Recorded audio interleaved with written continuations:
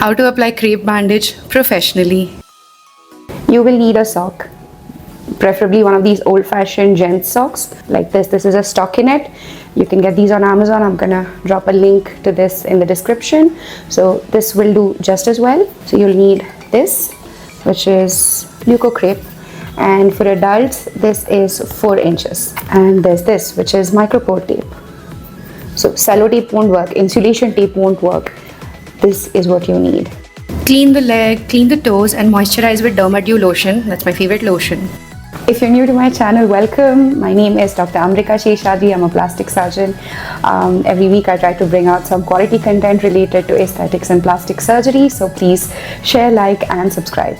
So we take that moisturized leg, we've put the sock on, and then we start rolling the crepe bandage from the top of the foot. The first row mustn't be tight. The second roll mustn't be too tight. We go over the heel, then come forwards towards the toes again, forming a very gentle figure 8 pattern or a triangle pattern. At the ankle, the minimum you require is 3 turns, which is 1 below the ankle, 1 above the ankle, and 1 at. And slow and steady pressure. Do not be in a hurry. Create that triangular pattern. That means your rolling is correct.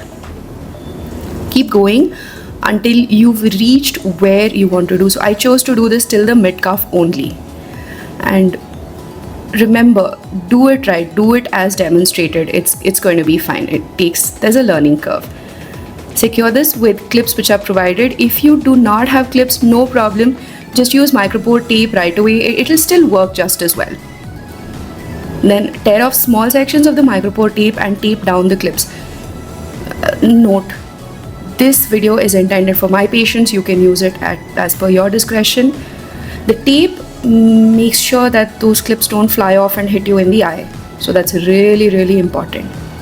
Check the tightness and make sure that the crepe is not in contact with skin. It has to be just right.